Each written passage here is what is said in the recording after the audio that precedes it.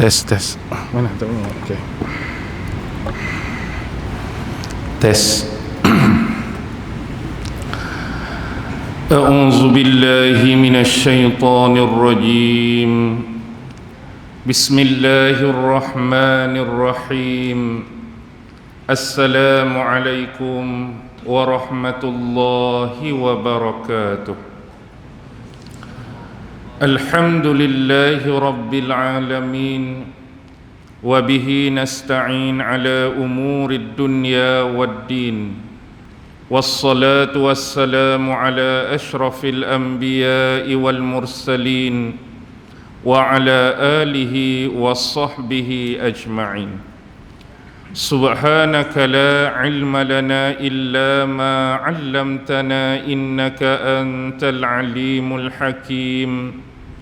Qala rabbi shrah li sadri wa yassir li amri wahlul 'uqdatam min lisani yafqahu qawli.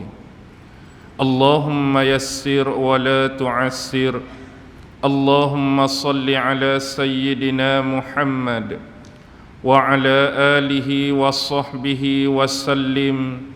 ولا حول ولا قوة إلا بالله العلي العظيم. أما بعد. Alhamdulillah, syukur kehadrat Allah Subhanahu wa ta'ala kerana di petang yang mulia lagi penuh barakah ini bersempena kita hari ini hari Jumaat, hari yang mulia, bulan Ramadan, bulan yang mulia.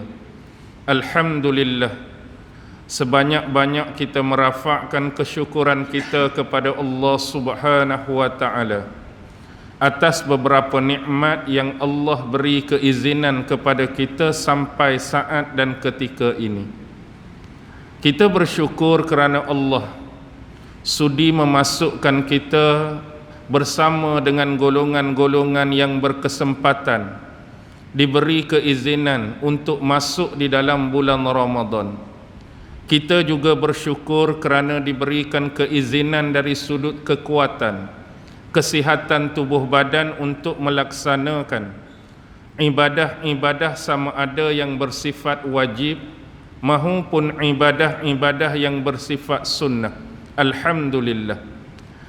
Baik, kuliah ataupun ceramah kita pada petang ini berkaitan dengan Al-Quran dan nuzul Al-Quran.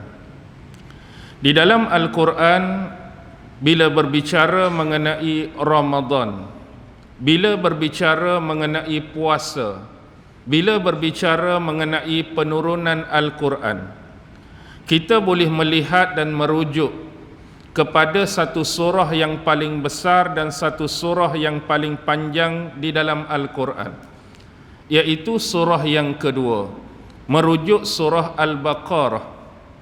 Surah Al-Baqarah adalah surah yang paling panjang kerana mempunyai 286 ayat. Dan perlu diketahui bahawa surah Al-Baqarah dibahagikan kepada dua bahagian.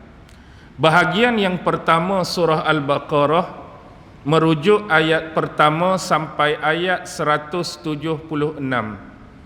Manakala bahagian yang kedua surah Al-Baqarah bermula ayat 177 sampai akhir ayat 286. Dan surah Al-Baqarah ini diberitakan oleh Allah di dalamnya mempunyai 4 isi penting, 4 kriteria dan elemen.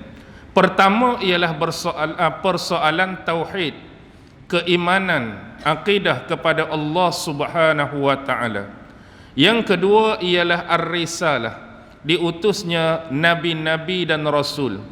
Yang ketiga persoalan jihad, dan yang keempat persoalan infak. Ini adalah 4 isi penting, 4 tema yang digarap di dalam surah Al-Baqarah. Jadi bila berbicara mengenai puasa, bila berbicara mengenai Ramadan ataupun nuzulul Quran, dia ada pada bahagian yang kedua. Bermula ayat 177 yang dikenali sebagai ayatul bir. Laisal birra an tuwallu wujuhakum kibalal masyriqi wal maghrib walakinnal birra man amana, sampai akhir ayat. Permulaannya Allah Subhanahu wa taala memberikan informasi kepada kita tentang kebaikan ataupun kebajikan yang sebenar di dalam agama. Untuk menjadi seorang manusia yang bertakwa, seorang muslim seharusnya memenuhi kedua-dua kriteria kewajikan dan kebaikan tersebut. Pertama disebut dengan istilah umurun muslihah. Yang kedua disebut dengan istilah umurun munazimah. Apa dia umurun muslihah? Ialah bagaimana seseorang nak memperindahkan, memperelokkan, memperkemaskan, menyempurnakan hubungan dia selaku seorang hamba dengan pencipta dia, Allah Subhanahu wa taala. Umurun muslihah inilah yang kita panggil sebagai ibadah. Kita sebut sebagai amalan, kita sebut sebagai ritual. Hubungan kita dengan siapa? Dengan Allah. Manakala yang kedua disebut umurun munazimah. Bagaimana kita nak menyempurnakan, memperelokkan, memperindahkan hubungan kita sesama kita. Hubungan manusia dengan manusia yang lain. Dari sudut hubungan sosialisasi. Jadi ini disebut sebagai hukum adah. Bagaimana kita bermuamalah, kita berhubungan, kita bertransaksi dengan orang lain yang melibatkan adab, akhlak ataupun kita sebut etika. Jadi secara umum saya nak sebut, kita sebagai orang Islam diminta oleh Allah untuk memenuhi kedua-dua kebaikan ataupun kebajikan tadi dengan sebaik mungkin. Tetapi bila kita melihat realiti yang berlaku di dalam masyarakat sebagai contoh, ada sebahagian daripada kita yang hanya cuma memenuhi satu bahagian dan mengabaikan bahagian yang kedua. Contoh, ada orang yang melebihkan atas diri dan kehidupan dia dengan melebihkan persoalan ibadah, hubungan dia dengan Allah. Ya, dari sudut solat 5 waktu dia jaga, alhamdulillah. Dari sudut berjamaah dia jaga, alhamdulillah. Dari sudut puasa Ramadan dia tak tinggal, alhamdulillah. Dari sudut zakat dia bayar zakat, alhamdulillah. Tapi kadang-kala dia mengabaikan urusan yang kedua. Tak berapa baik, tak berapa cantik hubungan sesama manusia. Mungkin dia salat tapi suka bercakap bohong. Mungkin dia berjemaah tapi suka ribah dan mengumpat orang lain. Dia mungkin bayar zakat, tiba bila mari orang minta sedekah, minta pertolongan, dia tak bagi, dia kedekut dan sebagainya. Tu sekadar percontohan. Ada juga sebahagian manusia dia terbalik daripada yang tadi. Dia lebih menjaga hubungan sesama manusia tapi mengabaikan hubungan dia sebagai hamba dengan Allah. Mungkin dia bila berhubungan dengan manusia dia cukup lemah lembut, sopan santun, tertib ternim bila bercakap, hormat orang tu, hormat orang ni. Tapi semayangnya tak. Bagus dia hubungan dengan pak cik, bagus dia hubungan dengan mak cik. Mari bulan Ramadan puasanya tak. Jadi kita sebagai umat Islam nak jadi yang terbaik untuk capai tahap maqam at-taqwa, kena memenuhi dua kriteria ni. Hubungan dengan Allah kena jaga dan hubungan dengan sesama manusia pun kena jaga. Secara kesimpulan, barang siapa yang baik hubungannya dengan Allah, maka kebiasaannya Allah akan mempermudahkan untuk dia juga berhubungan baik dengan manusia lain. Tetapi kalau seseorang tidak mempunyai hubungan yang baik dengan Allah, maka kebiasaannya sukar jugalah untuk dia mempunyai hubungan yang baik dengan manusia yang lain. Baik, itu secara umum tentang kebaikan ataupun kebajikan di dalam agama. Kemudian kalau adik-adik ataupun tuan-tuan melihat rentetan ayat demi ayat, Allah memulakan dengan persoalan apa? Allah memulakan dengan persoalan yang paling besar. Dia sebut umurun munazimah dulu. Hubungan di antara manusia sesama manusia. Dua ayat yang datang kemudian adalah ayat yang berkaitan dengan kisos, hukum bunuh balas. Kenapa ini penting? Apabila manusia yang dianggap sebagai makhluk yang bersosial, hubungan kita dengan manusia yang lain, pastinya sepanjang perhubungan tersebut akan berlaku percanggahan-percanggahan, pandangan-pandangan dan pendapat yang berbeza. Bila makhluk sebagai manusia, pasti ada yang berbeza dari sudut akidah, pasti berbeza dari sudut kepercayaan, pasti ada perbezaan dari sudut agama, ada perbezaan dari sudut pemikiran, ada perbezaan dari sudut ideologi, ada perbezaan pendapat, pandangan dan sebagainya. Itu biasa. Biasa apabila kita dapat mengurus setiap perbezaan-perbezaan tadi dengan baik, kita dapat mengurus perbezaan tadi dengan adil, kita dapat mengurus perbezaan tadi dengan tolak ansur dan bertasamuh, ya, dia akan jadi okey. Tetapi Allah Subhanahu wa taala juga tahu manusia akan boleh pi lebih daripada itu. Kadang-kadang hanya dengan pandangan yang berbeza, pendapat yang berbeza, pemikiran yang berbeza, manusia kadang-kadang boleh bertindak melalui apa dia? Perbuatan-perbuatan mereka melampaui batas pada sikap dan sifatnya.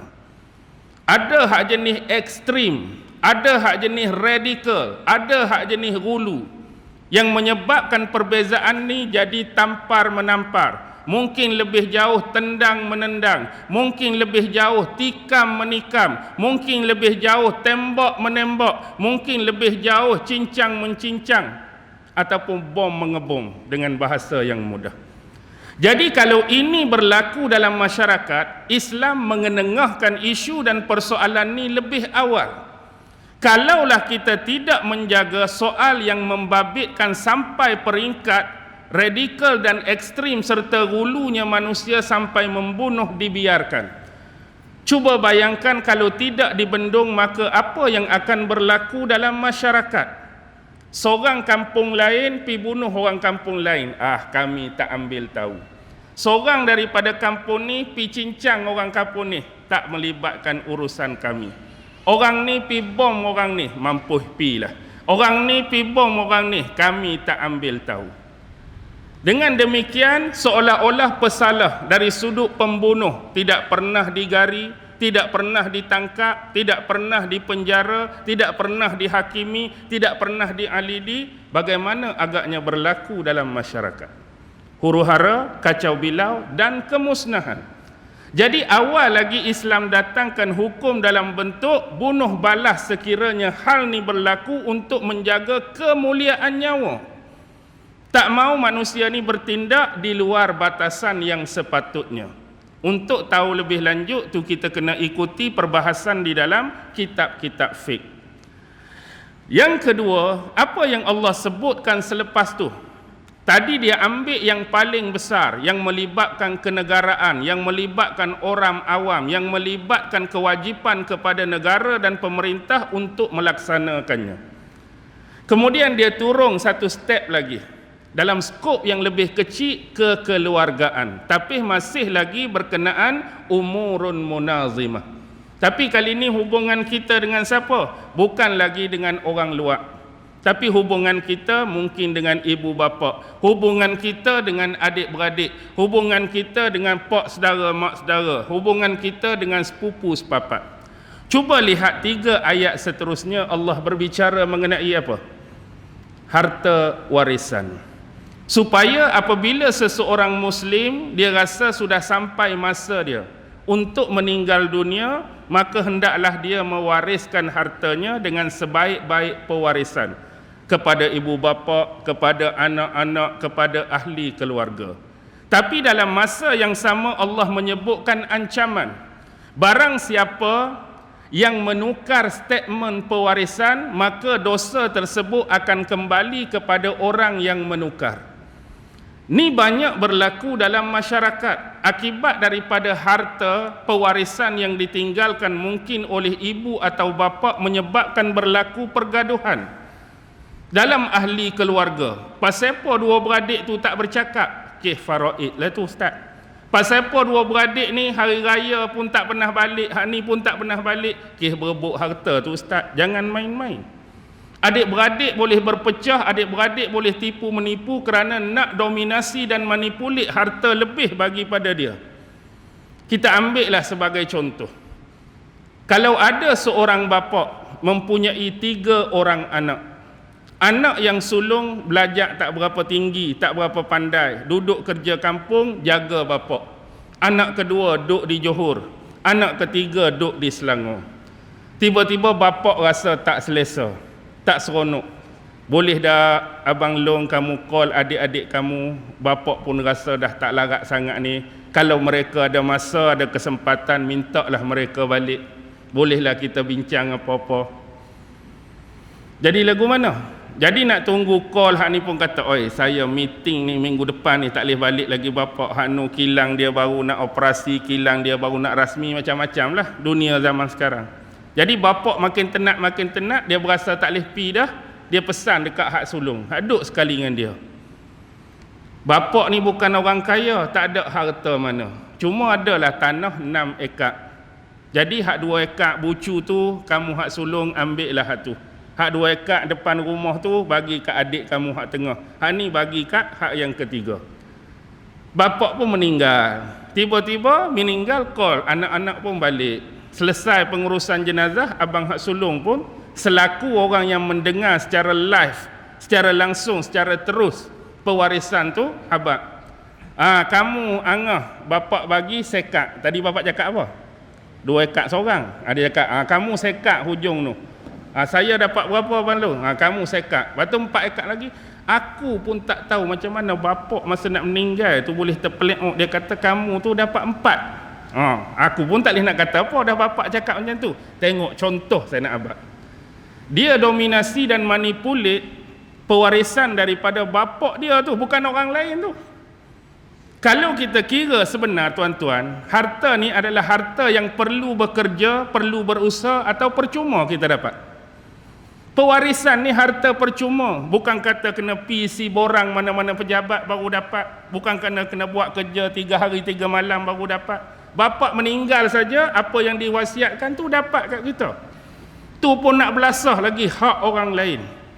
Nah, habaq tamaknya manusia bila tak ada iman dalam diri, harta bapak pun dia sanggup selewengkan. Warisan daripada ibu bapak pun sanggup dia putar belik. Allah suruh berhati-hati dah tu, awal lagi. Lepas tu baru datang persoalan puasa. Ni baru dia tukar. Qisas umurun munazimah, harta pewarisan umurun munazimah, mari puasa dia clash, tukar.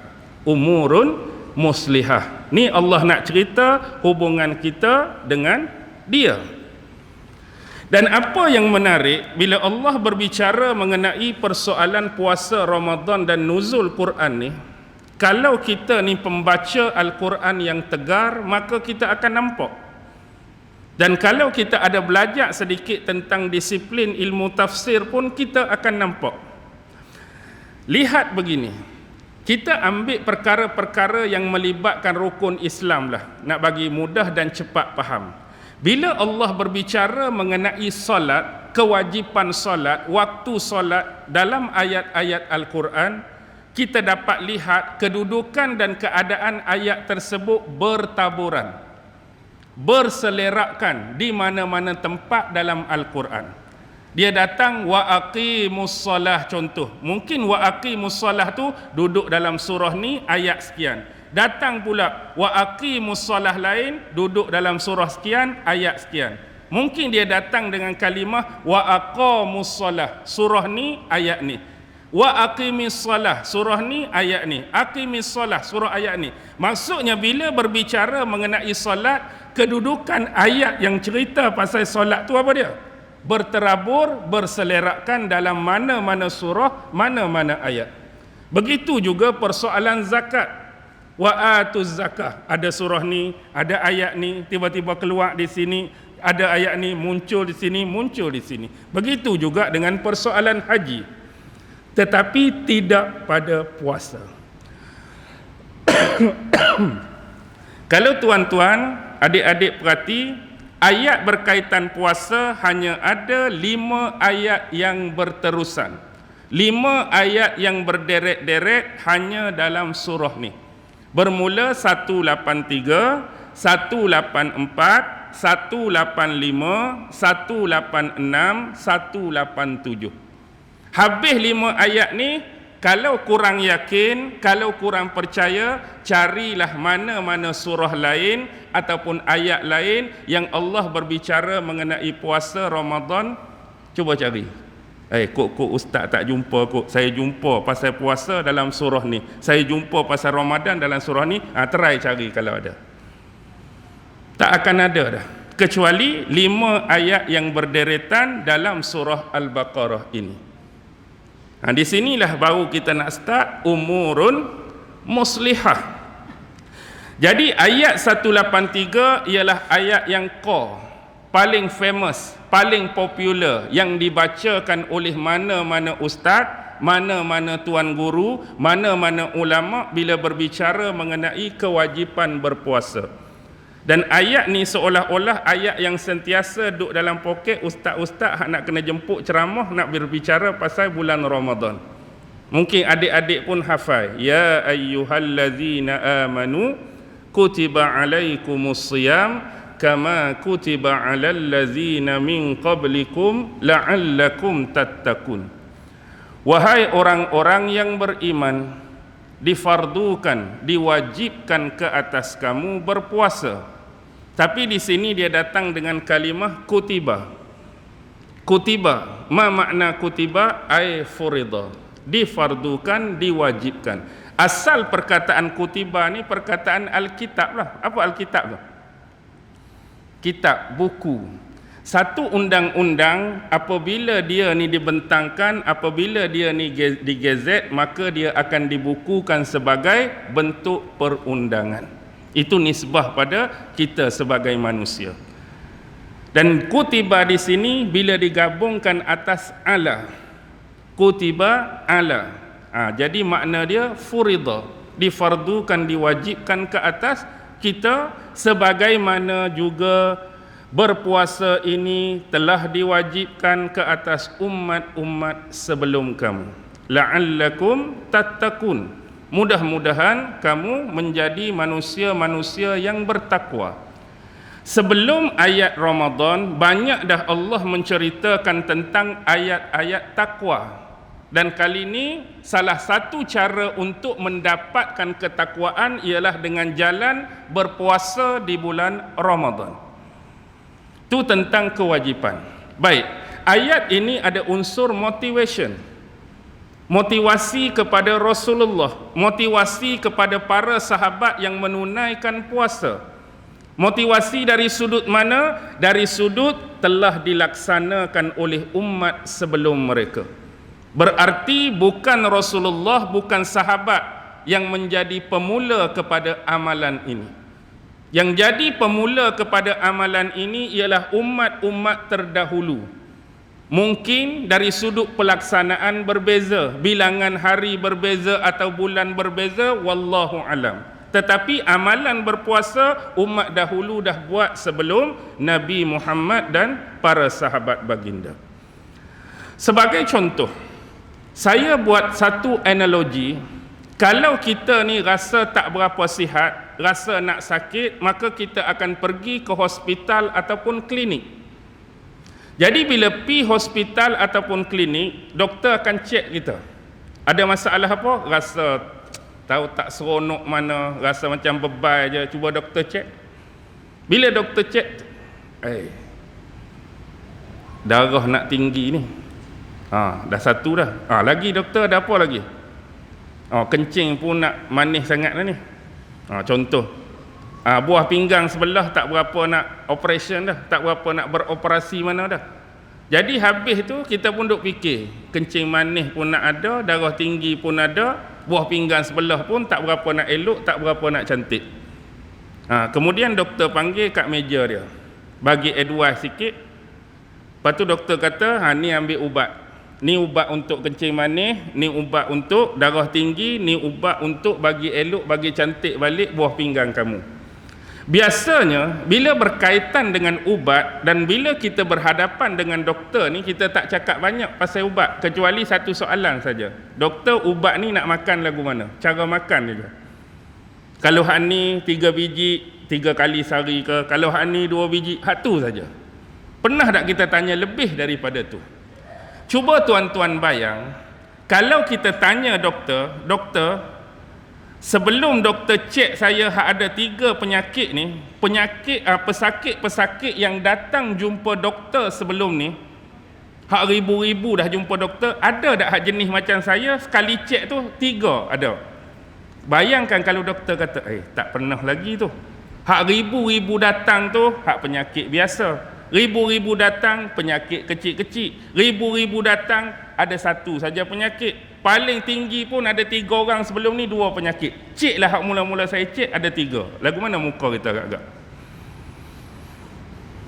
Lagu mana muka kita? Ni pertama kali ke doktor macam saya? Pertama kali. Kita jadi galak dah. Lepas tu ubat-ubat ni, bila pertama kali ubat pun kita akan jadi lebih persoalan. Bukan cara makan dah. Ubat hak doktor nak bagi kat saya ni ada testimoni tak sebelum ni, sebab saya hak mula-mula kena 3 macam ni. Tak ada testimoni lagi. Tak pernah test ke bagi kat siapa-siapa, try kat siapa-siapa, uji kat siapa-siapa, tak ada lagi. Walaupun yang bagi advice tu doktor pakar, duduk di hospital, duduk di klinik, tapi kalau dia kata ubat tu tak pernah try lagi kat siapa-siapa, galak ke tak galak nak makan? Walaupun hak bagi advice tu pakar segala pakar dah. Kok saya makan kan hak manis jadi terlampau manis ke? Ataupun hak darah tinggi lagi naik ke sebab tak ada try lagi, testimoni lagi. Elok-elok buah pinggang hak sebelah elok, sebelah tak elok, makan ubat ni kan dua-dua bengkerak. Kita jadi galak walaupun ubat tu ubat yang di-advise oleh doktor. Tapi kalau doktor kata, hang ni baru 3, beratus dah saya cek ada 5 sekaligus. Bagaimana perasaan kita? Lega. Aku 3 baru, beratus doktor kata 5. Sebab orang lain lebih. Ubat-ubat, orang bagi dah sebelum ni. Makan jadi elok, makan jadi baik, makan jadi... Kita rasa seronok, kita rasa semangat. Begitulah motivation ayat ni bila suruh berpuasa, tapi umat sebelum ni lagu mana? Umat sebelum ni lebih awal lagi berpuasa sebelum kamu. Dia jadi semangat, dia jadi motivation untuk kita melaksanakan ibadah ni dengan lebih baik daripada umat-umat sebelum ni. Tapi di belakang tu Allah sebut la'allakum tattaqun. La'allakum tattaqun.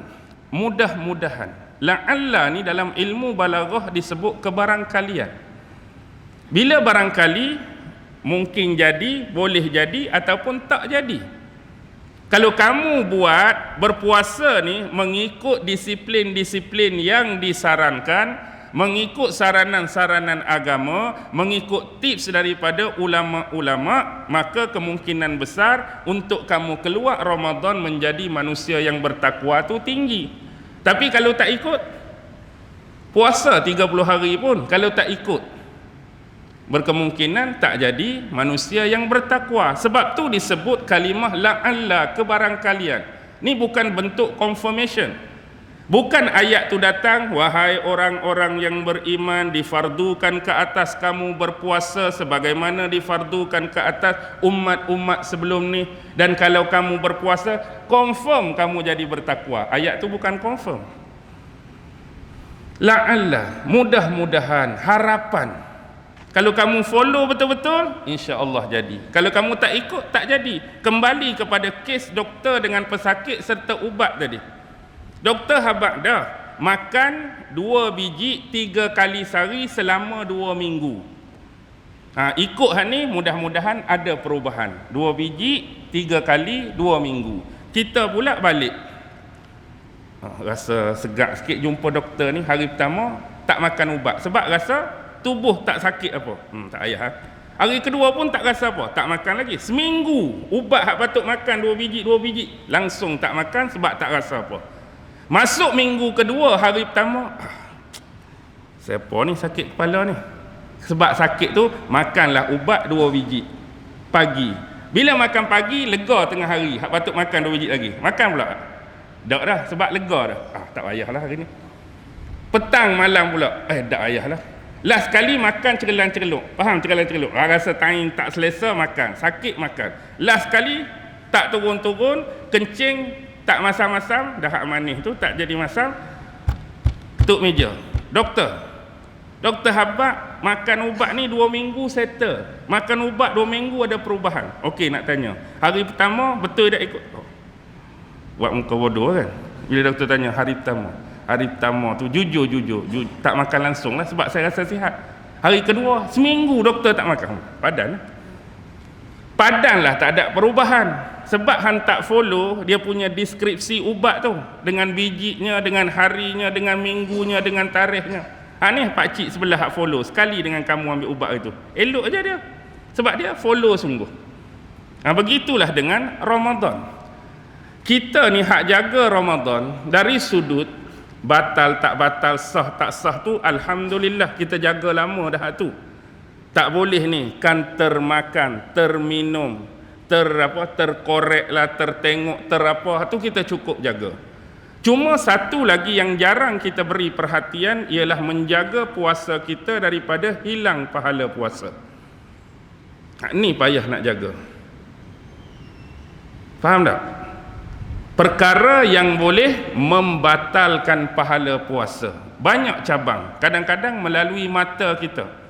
Mata kita ni walaupun kita tak makan, tubuh kita tak minum, tubuh kita tak bersama pasangan, dia tak puasa ni. Dia boleh tengok macam-macam. Tengok hak tu, tengok hak ni, tengok hak ni.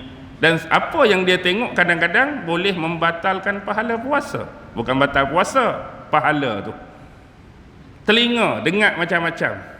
Kadang-kadang boleh membatalkan pahala puasa. Hak ni lagi banyak ni.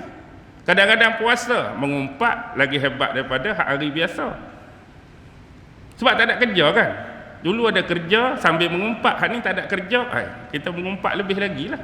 Tapi puasa ke tak makcik? Oh puasa, cuma mengumpat aja. Ribah, mengadu domba, berbohong, macam-macam, caci maki orang. Benda ni boleh dibuat dan tidak membatalkan puasa, tapi membatalkan pahala puasa.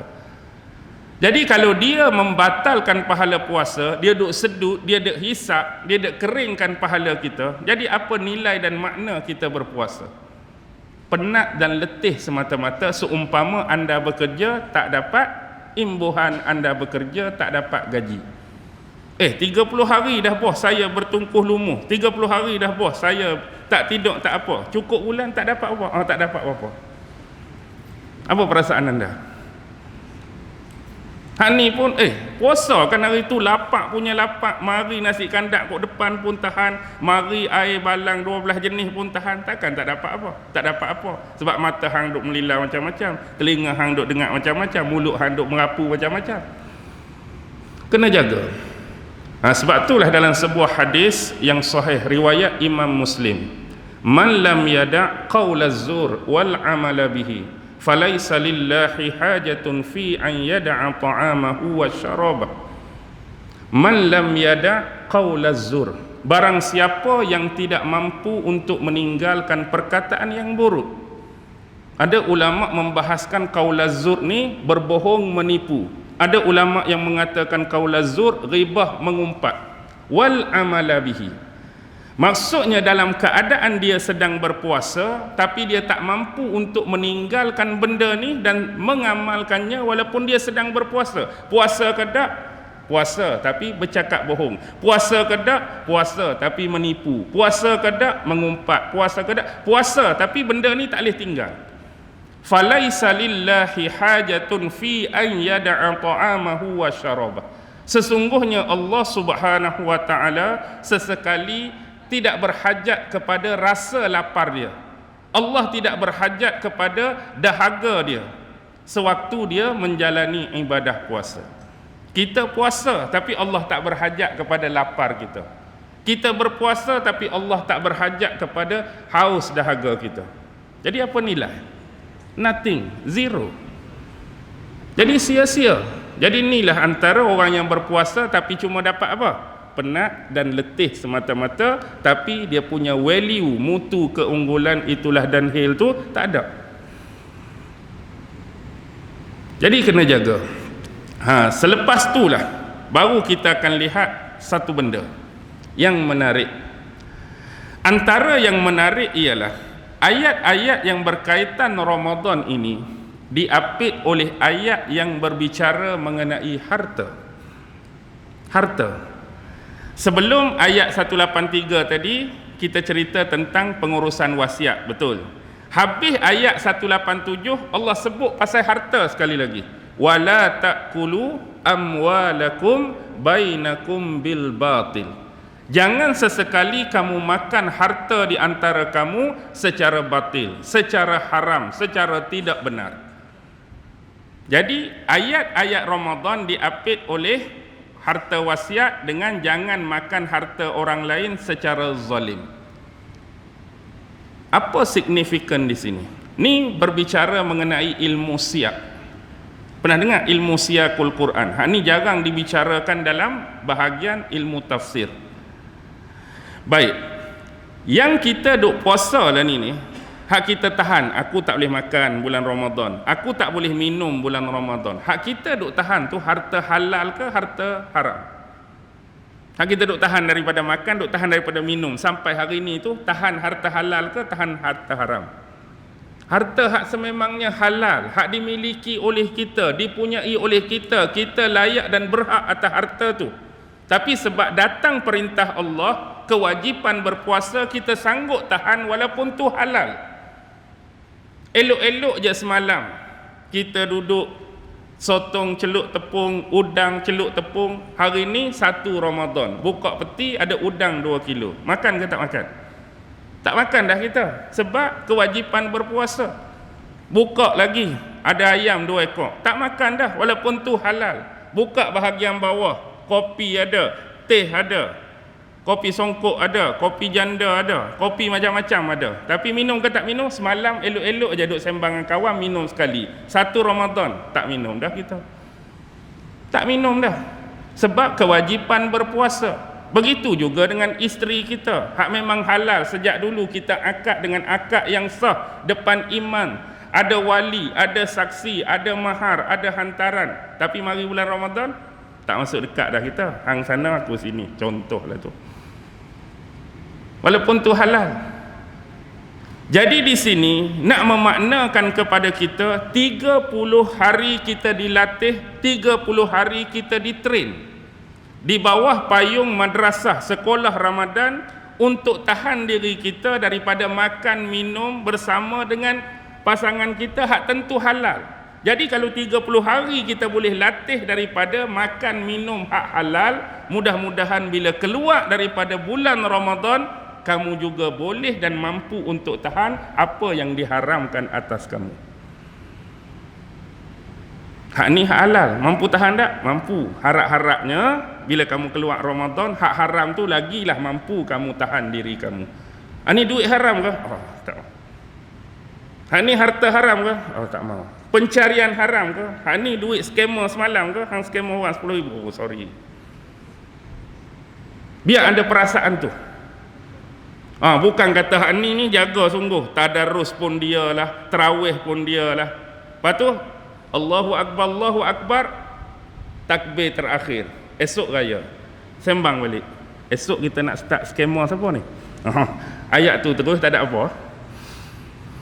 Sebab apa berhenti? Sebab bulan Ramadan tak boleh scammer orang. Lepas bulan Ramadan boleh scammer orang, bala kotak dia. Tak boleh. Jadi kena beringat benda-benda ni. Lepas tu dia akan bercerita tentang sedikit hukum hakam, ayyaman ma'dudat, beberapa hari yang ditentukan. Kemudian dia ceritalah keringanan, keuzuran yang diberikan kepada beberapa golongan untuk tidak berpuasa. Contoh seperti orang musafir, ada keringanan, keuzuran. Orang yang sakit, sama ada sakit yang tidak ada ruang untuk sembuh ataupun sakit yang ada peluang untuk sembuh.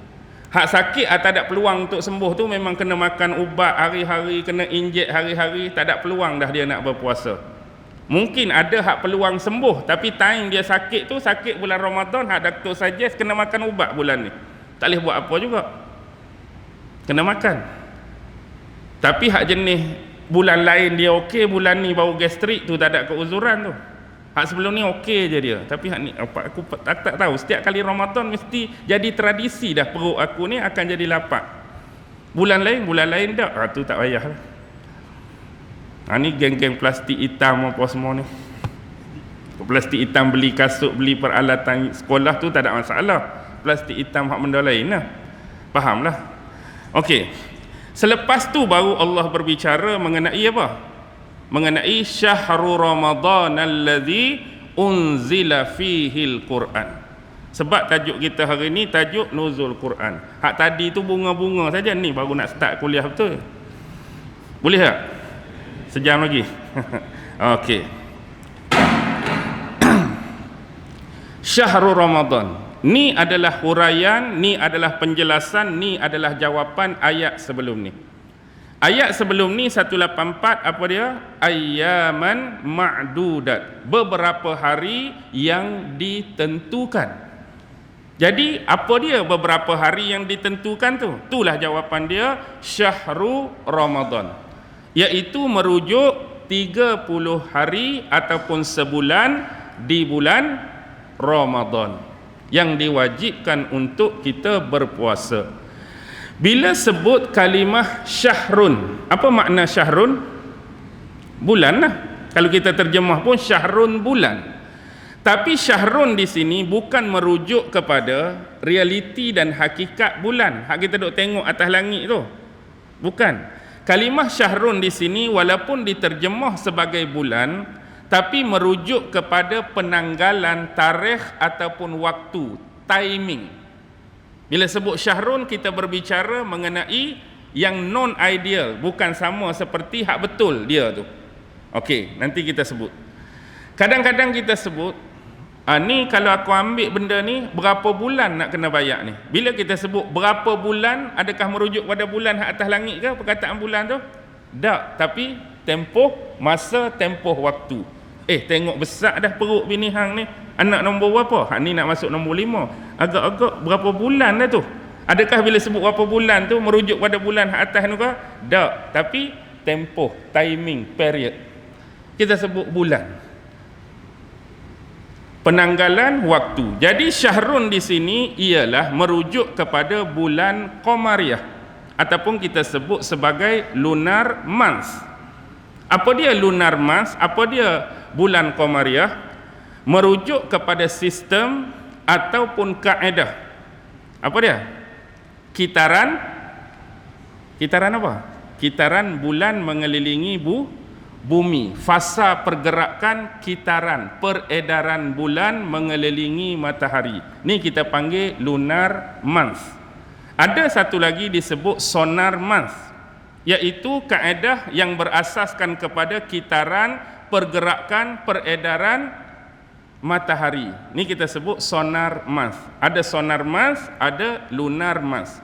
Dan lunar month, bulan Qamariyah inilah yang kita sebut sebagai bulan Islam. Baik, bila kita sebut bulan Islam, ni ialah a misnomer. Pernah dengar istilah misnomer? M-I-S-N-O-M-E-R. Apa dia misnomer?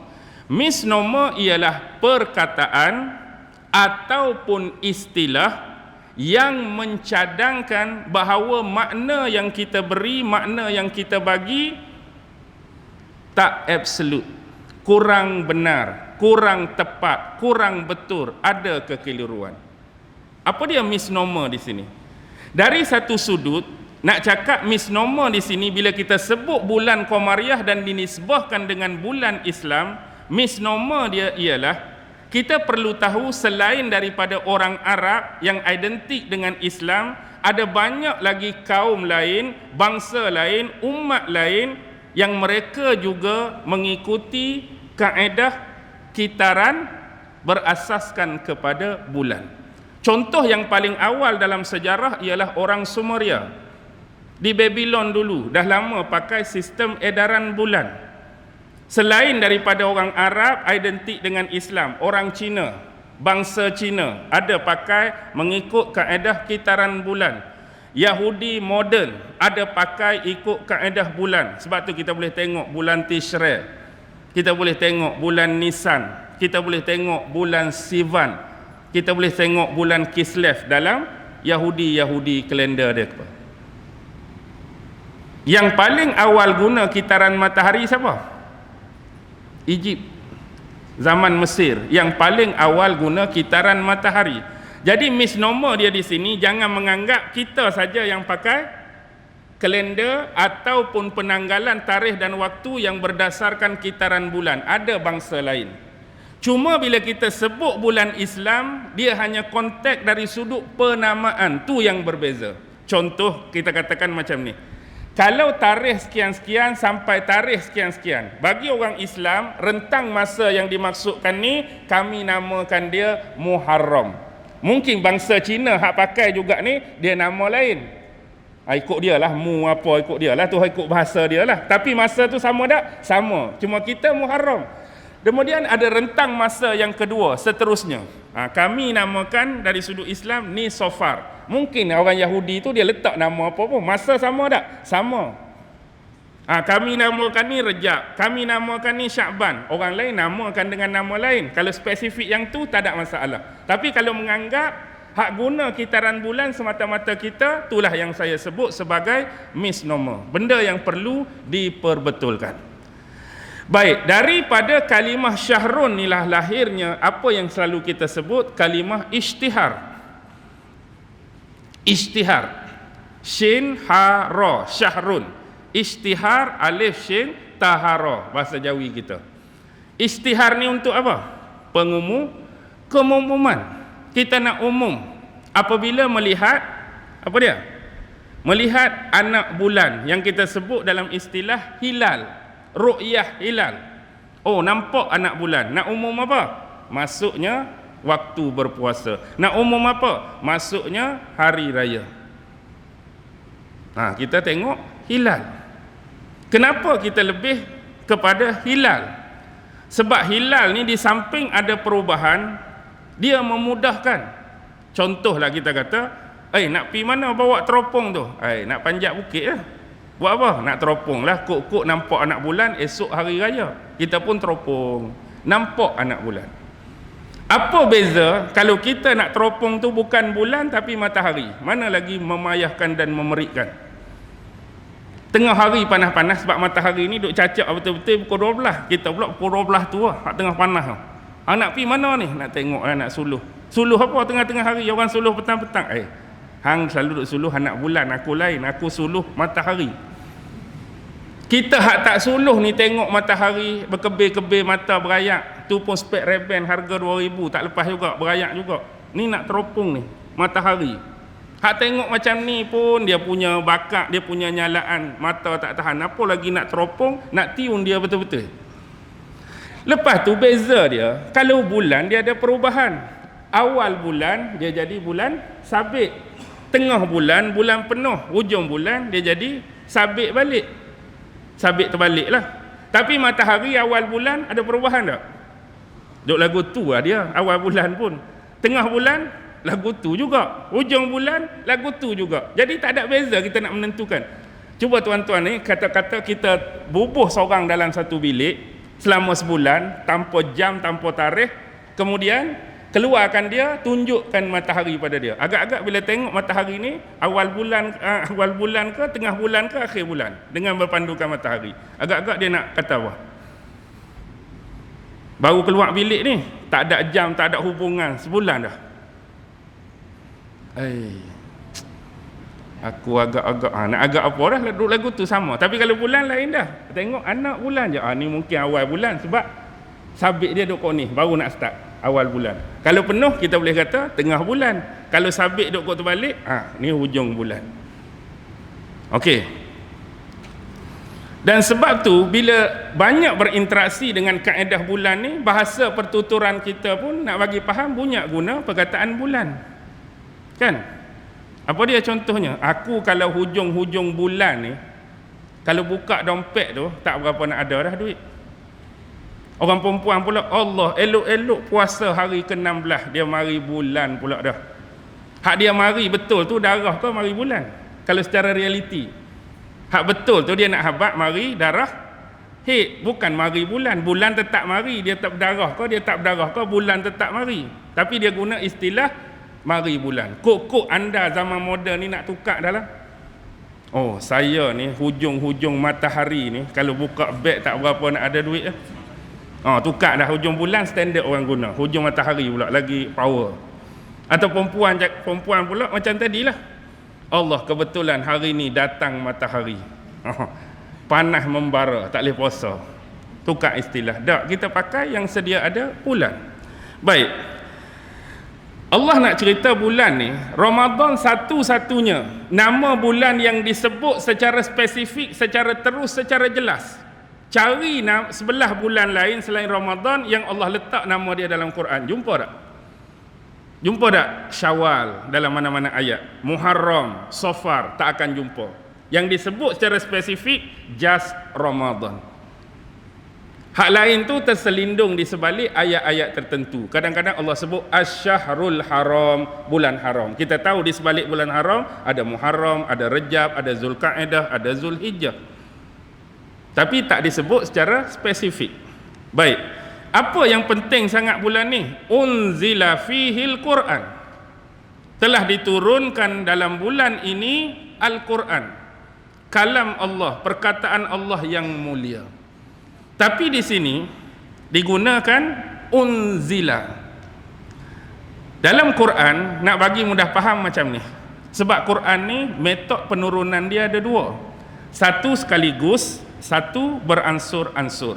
Macam mana kita nak detect, kita nak tahu bila Al-Quran berbicara mengenai penurunan Al-Quran, yang dibicarakan tu secara beransur-ansur atau secara sekaligus.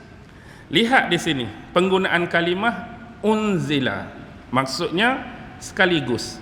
Kadang-kadang anzala, awal Al-Kahfi, alhamdulillahillazi anzala ala abdihil kitab.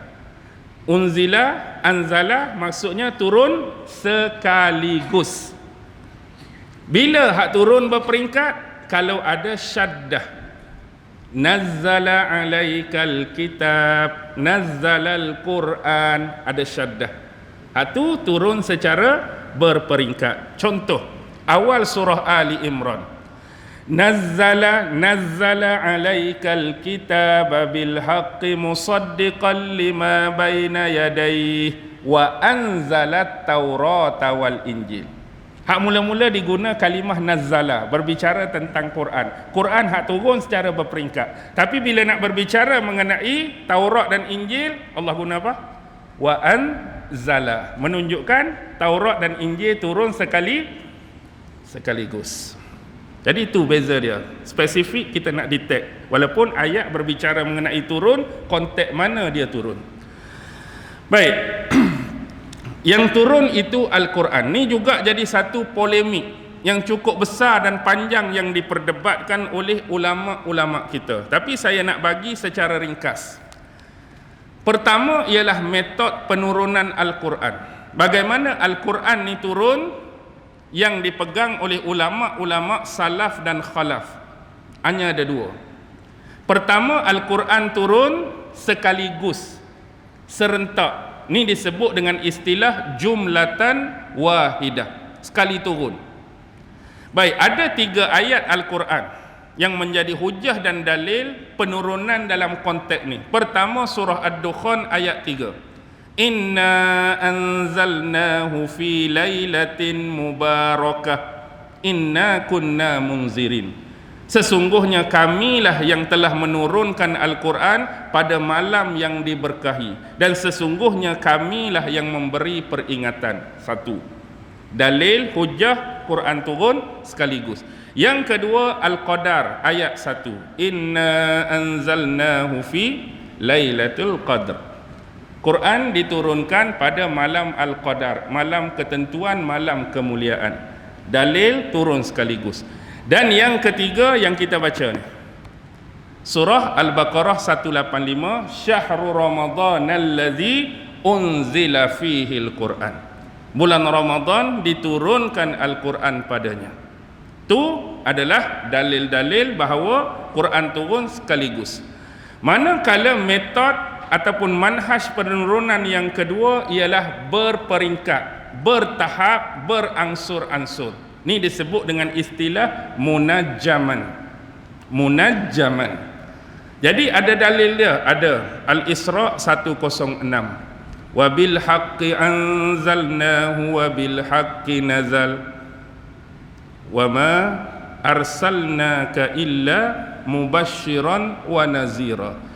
Dan sesungguhnya Al-Quran ini diturunkan dengan sebenar-benarnya, dan Al-Quran ini turun membawa kebenaran. Nah, habaknya Allah lah yang sebenar-benar menurunkan Al-Quran ni, dan sifat Al-Quran ni diturunkan oleh Allah untuk bawa kebenaran. Wa ma arsalnaka, dan tidaklah kami mengutuskan engkau wahai Muhammad illa, kecuali melainkan mubasysyiran sebagai pembawa berita gembira, wa naziran sebagai pemberi ancaman. Ada lagi dalil, ada Al-Furqan 32. Wa qala allazina kafaru laula nuzzila alaihi al-Qur'anu jumlatan wahidah kadzalika linusabbita bihi fuadak wa rattalnahu tartila. Berkatalah orang-orang kafir, mengapakah tidak diturunkan Al-Quran kepadanya, yakni kepada Muhammad secara sekaligus? Demikian itulah kerana Allah nak memperkuatkan dan memperteguhkan pada hati kamu dengan Al-Quran. Warattalnahu tartila, dan kami membacakan kepadamu dengan tartil. Apa maksud tartil? Teratur dan benar, turun sikit, sikit, sikit, sikit. Jadi ni dalil, ni hujjah. Baik, tu metod Al-Quran turun.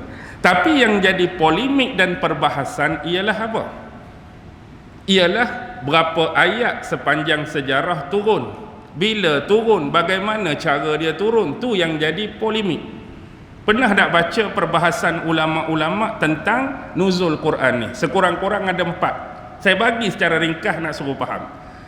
Pandangan yang pertama ialah Al-Quran ni turun dengan 2 cara. 2 cara tu tak payah cakap banyak, sebagaimana yang disebutkan tadi. Kebanyakan mazhab ni dipegang oleh jumhur ulama salaf dan khalaf. Turun yang pertama secara sekaligus malam Lailatul Qadar, bulan Ramadan, sekaligus dari mana? Lauhil Mahfuz ke langit dunia Baitul Izzah. Penurunan yang kedua dari Baitul Izzah melalui Jibril alaihi salam menyampaikan kepada Rasulullah dalam tempoh berapa tahun? Ada kata 20, ada kata 23, ada kata 25, tak kisahlah. Tapi ni jumhur ulama pegang. Yang kedua, mazhab yang kedua ialah mereka percaya, meyakini dan beranggapan Al-Quran ni turun sekali saja. Maksud sekali itu, mereka tak berpegang pada hak turun sekaligus. Mereka berpegang hak mula-mula turun tu berlaku malam Lailatul Qadar. Dia kira terus malam Lailatul Qadar, bulan Ramadan. Jadi turun hak mula-mula tu yang dimasukkan Iqra bismi rabbikal ladzi khalaq pada Nabi di Gua Hira tu berlaku bulan Ramadan, dan dia malam Lailatul Qadar, dan seterusnya turun sikit-sikit sampai Nabi wafat. Dia tak ambil skop yang pertama, hak turun sekaligus, tak ada pada mazhab yang kedua. Boleh faham tak? Yang ni siapa yang pegang? Antaranya Imam Sya'bi. Yang kedua Muhammad bin Ishaq. Boleh tengok dalam tafsir Fakhruddin Ar-Razi. Buka jilid 5, muka surat 85, ada perbahasan ni. Pandangan yang ketiga. Yang ketiga ni hampir sama dengan nombor 1, cuma lain sikit. Yang ketiga ni dia pegang Quran turun 2 kali. 2 kali maksudnya sama dengan yang pertama tadi. Cuma yang pertama, hak nombor 1 sekaligus, nombor 2 berperingkat. Hak nombor 3, mazhab nombor 3 ni walaupun turun Quran turun 2 kali, tapi hak nombor 1 pun berperingkat, nombor 2 pun berperingkat. Tak ada hak sekaligus di sisi mereka, walaupun 2 kali. Mereka kata hak pertama kali, hak dipegang pada mazhab mazhab pertama sekaligus tu depa tak pegang sekaligus.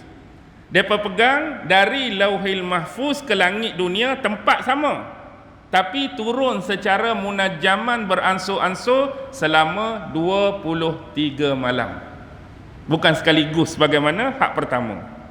Turun 23 malam, tapi nilai dia 1 malam bersamaan dengan 1 tahun. 1 malam 1 tahun. Sebab dia nak setarakan.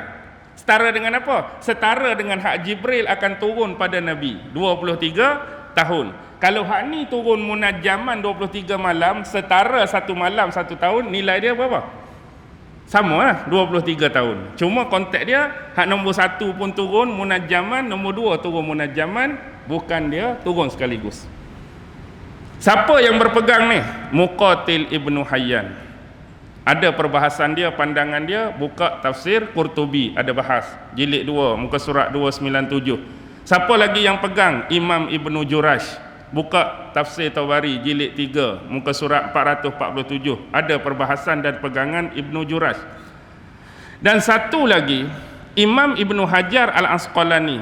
Tahu tak Imam Ibnu Hajar yang syarah Sahih Bukhari, Fathul Bari tu? Boleh buka jilid ke-9, muka surat 4. Dia ambil pandangan Imam Al-Hulaimi dalam kitab Minhaj. Cara penurunan ni dia sebut dari sudut ni dipegang oleh Imam Hulaimi tu apa dia? Turun Al-Quran secara munajjaman, hak dari Lauhil Mahfuz ke Baitul Izzah 23 malam tu. Tapi nilai dia macam saya sebut, 1 malam setara dengan setahun. Dia nak bagi sama nanti Jibril turun pada Nabi, nilai dia pun sama 23 tahun. Buka perbahasan tu. Okey, yang keempat ni secara teknik paling kompleks sebab tahapan mereka ada 3. Oh, 3. Lagu mana Ustaz? Nombor 1 daripada Allah ke Lauhil Mahfuz, dari Lauhil Mahfuz turun kepada malaikat-malaikat yang mulia. 1 step. Step yang kedua, malaikat yang mulia yang terima daripada Lauhil Mahfuz ni akan bagi dekat Jibril. Tu step yang kedua depa. Kemudian Jibril baru akan bagi berperingkat pada Nabi sampai 23 tahun. Berapa step ada? 3 step. Tapi ni pendapat yang gharib, yang aneh dan asing. Bahkan Imam Ibn Arabi dalam kitab dia Ahkamul Quran, boleh buka jilid yang ke-8, muka surat 620, 621. Inilah bentuk kebodohan yang pernah dilakukan oleh sebahagian ahli tafsir jika menganggap pandangan ini adalah pandangan yang benar. Sebab tidak ada perantara antara Allah dan Jibril, sebagaimana tidak ada perantara antara Jibril dan Nabi Muhammad. Tak ada 3 macam ni. Sebelum ni 2 aja, walaupun 2 tu berbeza konteks pemahaman dia. Tapi hak ni mari 3 ni hak pelik sangat dah ni. Tapi saya baca juga, saya cerita juga sebab termasuk di dalam perbahasan. Tapi dalam 4 ni nak pegang hak mana? Pegang hak nombor 1. Hak jumhur ulama salaf dan khalaf pegang konteks penurunan yang pertama sekaligus yang kedua secara munajjaman. Cuma yang jadi polemiknya, kenapa 17 Ramadan? Kenapa kita sambut 17 Ramadan? Pertama kita kena nilai dulu. Betul ke malam Lailatul Qadar yang berlaku bulan Ramadan turun Quran tu 17 Ramadan? Nombor 1 kena cari ayat pertama dulu. Baik, ayat pertama ada 3 perbahasan. Ada kata Iqra 1 hingga 5. Ada kata Al-Muddathir ayat 1. Ada kata Al-Fatihah. Tapi kita pegang yang mana? Ayat yang pertama. Al-Alaq 1 hingga 5. Sebagaimana hadis sahih ditanyakan kepada Aisyah isteri Rasulullah.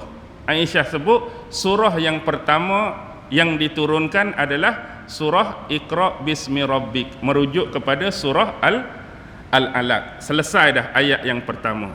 Selesai ayat yang pertama, kita nak tiun bulan pula.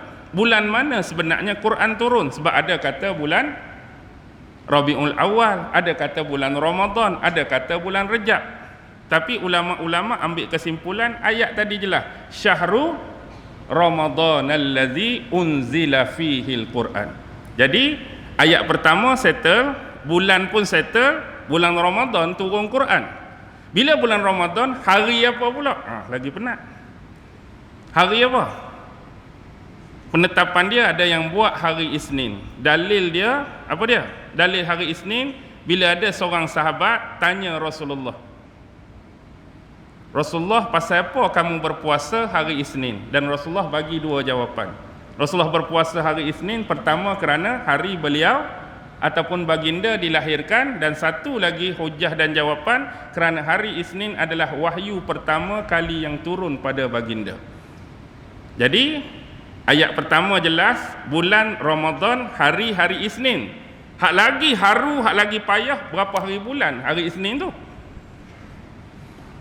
Berapa hari bulan agak-agak. Jadi saya ambil perkataan daripada sirah Rasulullah karangan Syekh Safiyur Rahman Mubarakfuri, Rahiq Maktum. Pernah baca kan? Pernah jumpa tak? Jadi mengikut kajian dan analisis, bukan analisis saya, bukan kajian saya sebut apa yang dia sebut lah ni. Jadi ayat yang pertama tu turun pada bulan Ramadan, pada belah malam bulan Ramadan, malam Lailatul Qadar, hari Isnin, berapa hari bulan? Hasil kajian tu menetapkan 21 hari bulan. Bersamaan 10 Ogos 600 berapa Masihi? Agak-agak. Kalau nak kata 660, terlajak dah. Nabi wafat 632. 606 Masihi.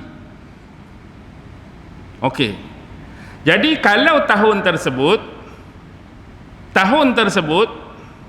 hari Isnin, tarikh-tarikh yang jatuh ialah 7, 14, 21 dan 28 sahaja. 7, 14, 21, 28. Jadi diiktibarkan tarikh tu ialah 21 hari Isnin. Jadi why 17? Why 17? Kena buka kitab banyak lagi lah. Jadi hak ni akan bersambung, kena panggil sekali lagi. Baru pecah. Pasal apa kita duk sambut 17 Ramadan? Jadi hari pertama wahyu turun pada Nabi, ulama pun kira, bahkan ikut kitaran dua-dua. Kalau ikut kitaran bulan, wahyu pertama yang turun pada Nabi waktu Nabi umur 40 tahun, 6 bulan, 12 hari. Kalau kira kitaran matahari, 39 tahun, 3 bulan, 12 hari. Sampai tahap tu mereka kira. Kita nak ingat nombor tu pun tercabut anak tekak, tercabut kepala. Tak apalah. Jadi kita ambil lah apa-apa sumber yang kita rasa kita boleh kongsikan bersama. Jadi ambil info, ambil maklumat. Info maklumat juga nak pukul 7 ni. Tambahan pula, biasalah musim ni tak ada kata air sirap ke, air bandung atas meja ke, insya-Allah sama-sama sat lagi. Janji tadi berapa? 30 minit kan? Pengurusan. Ni terlebih dah. Tak apalah, dia rasa seronok. Sebab first time. Nanti kita sambung lagi kalau ada masa, kalau orang panggil lagi, insya-Allah. Jadi saya berakhir di sini. Mudah-mudahan apa yang kita bicarakan, apa yang kita sembang bersama petang ni ada sedikit manfaat, faedah dan kebaikan. Untuk siapa? Terutama kepada diri saya yang bercakap, dan mudah-mudahan juga ada faedah dan manfaat untuk adik-adik, untuk tuan-tuan dan puan-puan sekalian.